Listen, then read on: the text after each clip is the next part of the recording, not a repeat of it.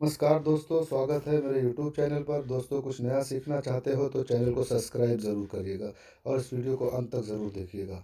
दोस्तों, हर इंसान चाहता है उसका जीवन खुशियों से भरा रहे, पर जब जीवन में कोई संकट या दुख उसको घेर लेता है तो इंसान विचलित हो जाता है और उसको सोचने लगता है कि आखिर ऐसा क्यों हो रहा है।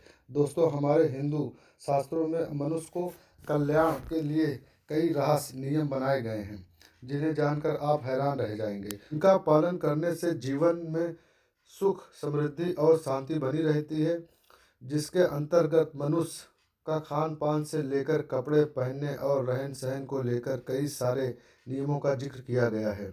इसी कड़ी में एक और ज़रूरी बात भी बताई गई है कि कुछ कार्य कभी भी नंग अवस्था में नहीं करने चाहिए, क्योंकि उनका हमारे जीवन पर बहुत ही गलत प्रभाव पड़ता है।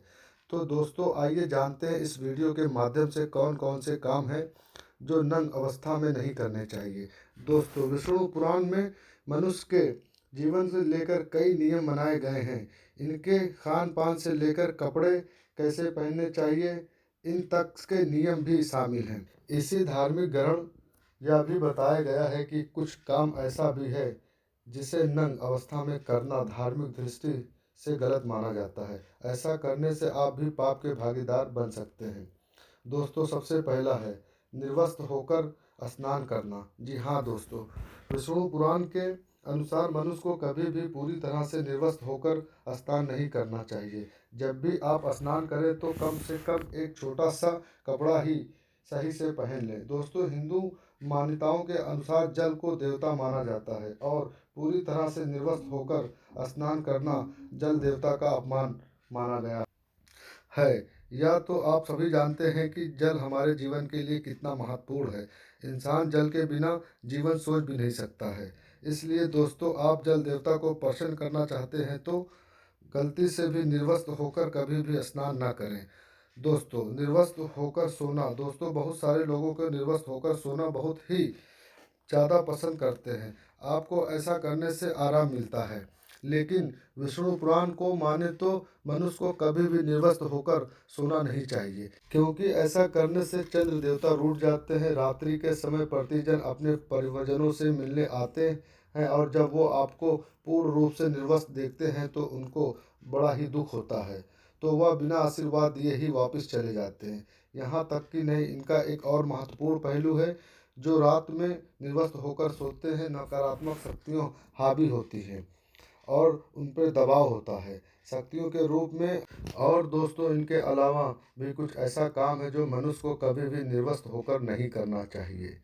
जैसे कि पूजा पाठ के दौरान बहुत से लोग ऐसे हैं जो निर्वस्त्र होकर देवी देवताओं की पूजा अर्चना करने में लग जाते हैं, क्योंकि उन्हें लगता है कि कपड़े उन्हें अशुभ और पवित्र बनाते हैं और उन्हें पहनकर पूजा करना कभी भी सफल नहीं होता है। परंतु कपड़े ना पहनना सफल पूजा का शुभ नहीं, पाप का भागीदार बनाएगी। और दोस्तों, यह भी एक सत्य है, किसी यज्ञ के दौरान बिना सिले हुए वस्त्र ग्रहण करना का विधान है। जैसे इसलिए क्योंकि सिलाई संसारिक मोह माया का बंधन का प्रतीक है, वरना ये हम कैसे भूल सकते हैं कि भगवान की पूजा हर बंधन से अलग होकर करनी चाहिए। कुछ विशेष बातें का ध्यान रखना चाहिए। पूजा करते समय कभी भी चमड़े से जुड़ी हुई चीज ग्रहण नहीं करनी चाहिए। आचमन के दौरान निर्वस्त्र न रहें। आचमन का मतलब होता है जल पीना। इससे पहले जल से शरीर के सभी छिद्रों को साफ करना। किसी भी प्रार्थना, दर्शन, पूजा, यज्ञ यदि को करने से पहले शुद्धि का मंत्र पढ़ते हुए जल पीना और खुद पर फेंकना ही आचमन कहलाता है। जब हम या हाथ से जल लेकर उनका आचमन करते हैं तो वह हमारे मुंह के रास्ते गले की ओर जाता है। यह पानी इतना थोड़ा सा होता है कि सीधे हाथों तक नहीं पहुंचता, हमारे हृदय के पास स्थित ज्ञान चक्र तक ही पहुंच पाता है और फिर इनकी गति धीमी पड़ जाती है। इस बात का प्रतीक है कि हम वचन और विचार दोनों से ही शुद्ध हो गए हैं तथा हमारी मानो स्थित पूजा के लायक हो गई है। और दोस्तों, विष्णु पुराण में बताया गया है कि कभी भी निर्वस्त्र होकर आचमन नहीं करना चाहिए। ऐसा करने से आचमन का महत्व कम हो जाता है। दोस्तों, आज का वीडियो बस यहीं तक। मिलते हैं एक नई वीडियो के साथ। जब तक के लिए धन्यवाद। Thanks for watching my video.